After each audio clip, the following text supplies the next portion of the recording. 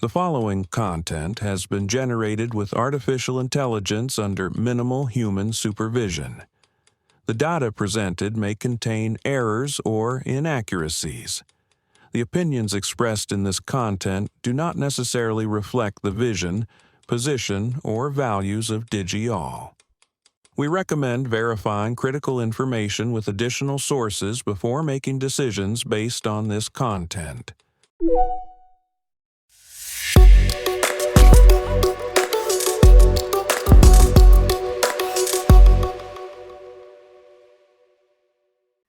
Welcome to DigiAll Tech News. Today is Thursday, June 18th, 2026. I'm Kylie Brooks, and this is where technology becomes clear and engaging. At the G7 summit in France, the heads of Anthropic and Google DeepMind pushed for a US-led coalition to set rules and standards for frontier AI. Senator Bernie Sanders is proposing public ownership stakes in major AI companies through a new sovereign wealth fund. Apple says product price increases are becoming unavoidable as memory chip costs surge across the device industry. A personal deep vein thrombosis case is putting a spotlight on AI as a medical second opinion and on the risks of trusting chatbots too much. Forbes has launched a human-reviewed AI audio briefing, testing whether automated news podcasts can win both attention and advertiser trust. Let's start with the AI diplomacy story, because this is really about who gets to write the operating rules for the next wave of powerful models.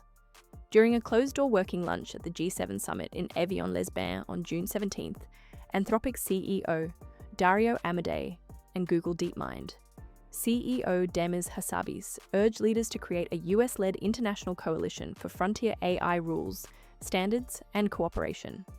The room included roughly a dozen tech executives, including OpenAI CEO Sam Altman, along with G7 leaders and senior US officials. Amodei's ask was not just abstract safety language.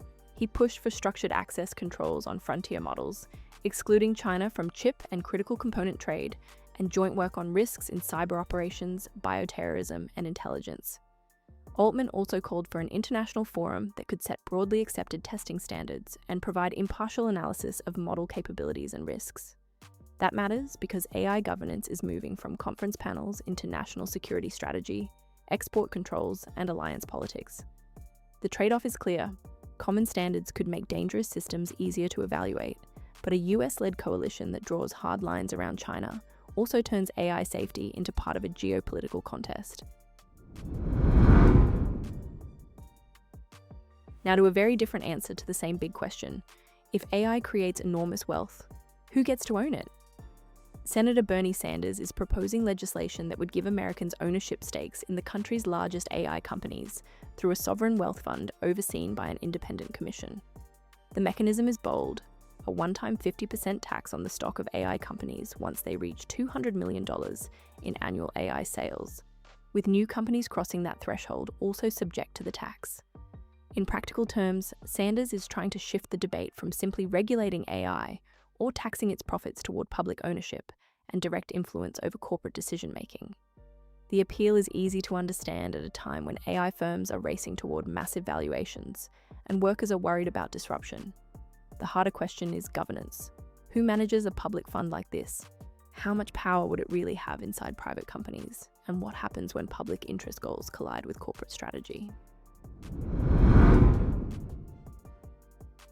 Here's where the AI boom may start showing up on ordinary receipts. Tim Cook, Apple's outgoing CEO, says Apple has tried to absorb and soften the impact of memory chip costs, but price increases are now unavoidable because suppliers are passing along huge increases. He did not name specific products or a timeline, so we should not assume exactly what happens to the iPhone 18, expected in September. But the pressure is real. RAM prices have more than doubled since October 2025, driven by heavy demand for devices and AI infrastructure, while the war in Iran has disrupted helium supplies used in semiconductor manufacturing. Apple is not alone here. TSMC has not ruled out price hikes tied to inflation, and Samsung has warned that shortages could raise device prices. So is this really about AI, or is AI the convenient explanation? The best answer is that AI is one major demand shock inside a broader supply chain squeeze, and consumers may feel it even on products that are not marketed as AI devices. The health story today is powerful precisely because it is both promising and uncomfortable. Gleb Tsipursky described 5 days of worsening pain and swelling in his left calf, initially treated as a muscle issue, before his custom AI health tool flagged possible deep vein thrombosis and recommended an urgent ultrasound. He went directly to the ER, where imaging found 4 clots in his left leg, and doctors discharged him on blood thinners. Deep vein thrombosis can become life-threatening if a clot travels to the lungs, so faster triage can matter enormously. There is also broader context. A recent science study from Harvard and Beth Israel researchers found a large language model outperformed physicians in including correct diagnoses in emergency department reasoning tasks, and 1 in 7 UK adults now consult AI chatbots for medical advice instead of general practitioners. But the lesson is not that chatbots replace doctors. In this case, AI helped organize records and push the patient to go directly to the emergency room. Clinicians still perform the imaging, interpretation, consultation, and treatment. The sweet spot may be AI as a second opinion and advocacy tool, with testing, transparency, and clinical supervision built around it. Finally, a media experiment that feels very close to home for anyone watching AI move into news production. Forbes launched the Daily Brief on May 29th, a 5-minute AI-powered audio briefing on its homepage that turns the day's top 3 stories into a voice podcast. The workflow is important. Writers submit summaries into Birdie, Forbes' internal AI tool, which selects and voices the content, and then product and editorial teams review and curate the final episode before publication. That human check is not decorative. It is a direct answer to the Washington Post's earlier AI podcast experiment, which drew internal criticism over errors and hallucinations after launching in December 2025. Early engagement is encouraging, with the briefing already among the top 5 most engaged homepage features after 2 weeks. And Forbes is pitching pre-roll ads, sponsored labels, and topic curation.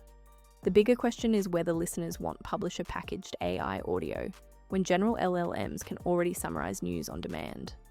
Forbes is betting that verified editorial judgment, attribution, and a familiar news brand still matter. Today's thread is control. Governments want influence over frontier AI standards.